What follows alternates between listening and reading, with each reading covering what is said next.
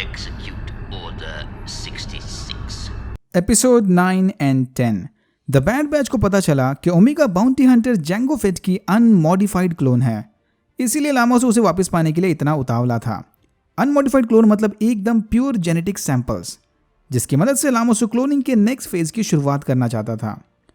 Cat Ben omega को लेकर बोराव्यू की अबंडेंट क्लोनिंग फैसिलिटी में चला गया। यहीं पर वो ओमेगा को कम्युनियंस के हवाले करके अपनी बाउंटी लेने वाला था। लामासु को फाइनली समझ आ गया कि ओमेगा के लिए नालासे के पास सॉफ्ट स्पॉट है। अगर इसने कैट बेन से मिलने नालासे को भेज दिया तो चांसेस है कि वो ओमेगा को वहां से भगा देगी।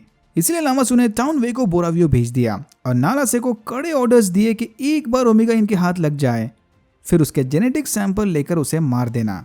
जैसे ही नालासे को पता चला कि लामासु को ओमेगा की जान की कुछ नहीं पड़ी, उसने फौरन ओमेगा के पीछे फेनिक शैन को भेज दिया।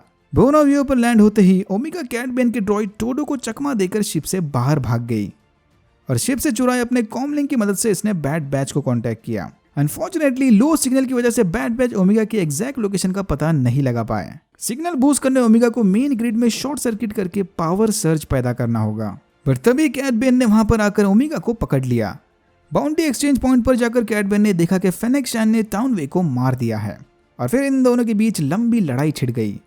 मानना पड़ेगा फेनिक शैन को, एकदम कांटे की टक्कर दी इसने कैट बेन को।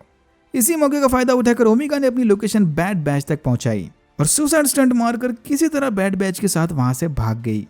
ओमेगा फाइनली बैड बैच को वापस मिल गई। क्लोन फोर्स 99 भी खुश और ओमेगा को सेफ हाथों में देखकर नाला से भी खुश। दुखी तो बस ओमेगा थी, क्योंकि अब उसे कम्युनियंस की रियलिटी जो पता चल गई। ओमेगा उनके लिए बस एक जीती जागती जेनेटिक सैंपल से ज्यादा कुछ नहीं। बट हंटर ने उसे वादा किया कि चाहे कुछ भी हो जाए वो उसे कम्युनियंस का टेस्ट सब्जेक्ट बनने नहीं देगा। एपिसोड 10 फिर से एक साइड मिशन वाला फिलर एपिसोड था, मतलब शायद एपिसोड 11 में जरूर कुछ बड़ा होगा। सिड की उधारी चुकती करने बैड बैच को अब भी काफी पैसों की जरूरत थी, तो ना चाहते हुए इन्हें सिड के लिए और भी बाउंटी हंटर्स के काम करने ही पड़ेंगे। बट वो फिर से ओमेगा को अपने साथ ले जाकर खतरे में नहीं डालना चाहते। ओमेगा को सिड के साथ और मेंटल पर सुरक्षित छोड़कर बैड बैच अपने अगले मिशन पर निकल पड़े। प्लैनेट रैक्सेस के सेनेटर एवी सिंह को एम्पायर ने अपना बंदी बना लिया था। चाचा जी ने फुल जोश में आकर पब्लिक के सामने एम्पायर को अपोज किया था, इसलिए क्लोन वॉर्स के फैंस ने इस सेपरेटिस्ट प्लैनेट का नाम जरूर सुना होगा। एवी सिंह के अरेस्ट होते ही उसके प्रोटोकॉल ड्रॉइड GS8 ने सिड से मदद मांगी थी, तो अब बैड बैच को एक ड्रॉइड के लिए काम करना है। दूसरी तरफ ओमेगा ने अपने जारिक प्लेइंग स्किल्स दिखाकर सिड को काफी इंप्रेस कर दिया था। इस स्ट्रेटेजी गेम में ओमेगा बड़े आसानी से अपने ओपोनेंट को हरा रही थी। फिर इन दोनों ने डिसाइड किया कि क्यों ना ओमेगा के इन स्किल्स का इस्तेमाल करके थोड़ा पैसा कमाया जाए। बैड बैच का रेस्क्यू मिशन सक्सेसफुल रहा।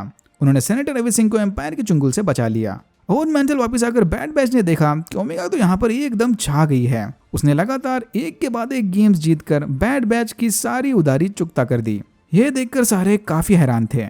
ओमेगा के स्किल्स को टेस्ट करने हंटर ने उसे गेम के लिए चैलेंज किया।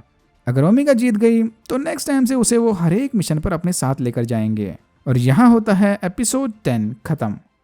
अगर आपको वीडियो अच्छा लगा तो please like share and subscribe for more videos like this. मैंने ऐसे और भी वीडियोस बनाए जिनके लिंक्स आपको डिस्क्रिप्शन बॉक्स में मिल जाएंगे। Thank you very much for watching and I am hoping to see you in my next one.